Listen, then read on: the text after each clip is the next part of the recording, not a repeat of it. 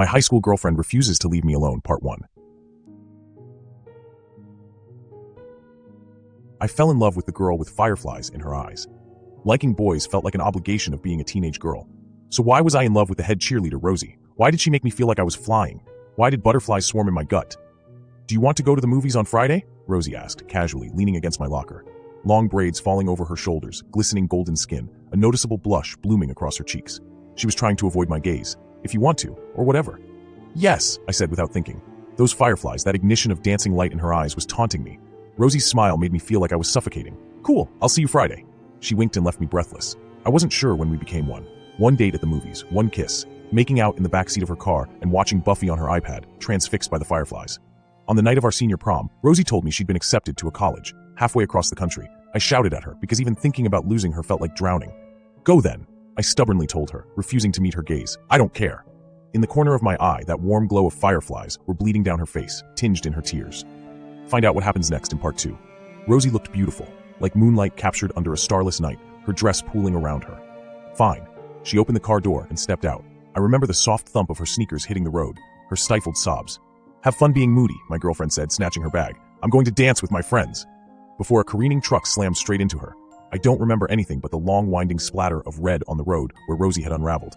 I sat, paralyzed, on the sidewalk, watching the sharp glow of red and blue lights ignite the night around me. Everything was slow, wrong. There was blood slick on my hands where I'd found most of her. Rosie's eyes were dark, empty. The fireflies were gone. Elizabeth, a boy slumped down beside me. Letterman jacket, different school. I didn't even see his face, and somehow those butterflies returned with vengeance. That sickening nausea twisting in my gut. The boy pulled off his jacket with a groan, before gently throwing it over my shoulders. Find out what happens next in Part 3. We should have gone to prom, he whispered. I already rejected my acceptance letter. I was going to stay. Something in me unraveled. The world began moving again. Black and white bled into color. I lifted my head, transfixed by a familiar warm glow lighting up the dark.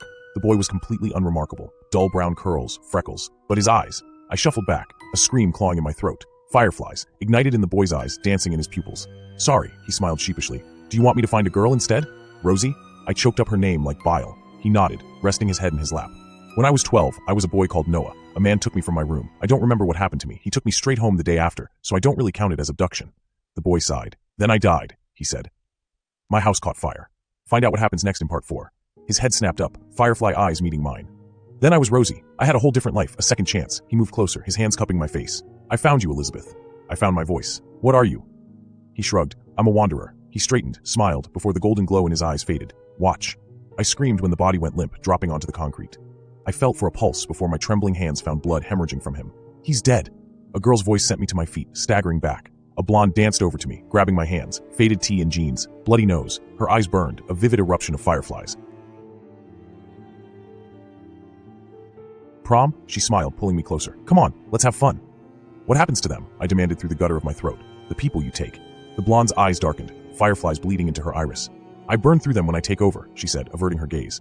All their organs are liquefied. I'm what's keeping them alive. Find out what happens next in Part 5. Tears burned my eyes. Burned me.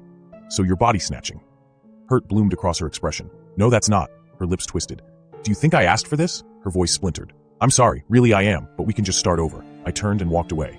Back to my dead girlfriend, who I fell for. Back to Rosie. I thought I could move on. In college, I found a girl. Amy. In the middle of our date, she went limp suddenly, her head snapping up, fireflies bleeding across her eyes. Elizabeth, Amy whispered, a ribbon of red running from her nose. Her body trembled, twitching. Please talk to me. I miss you. The fireflies took over my parents, leaving their bodies bleeding out at my feet. Eventually, they left me alone. Find out what happens next in Part 6. After years of therapy and a fear of light, I fell for a woman in a coffee shop in my 30s. We had a baby through IVF. One night, I sat on the edge of our bed, my baby cradled in my arms. I named her Rosie. Rosie felt warm in my arms, her tiny fingers wrapped around mine. I looked away for just a second, glancing at my phone. A text notification lit up my phone. Home soon, love you. Rosie suddenly jerked in my arms. Her eyes blinked open, speckled golden lighting up her pupils. Finally, my baby whispered, strangled and wrong, lips splitting into a grin. Blood ran freely from her mouth. I've found you. Follow for more horror stories.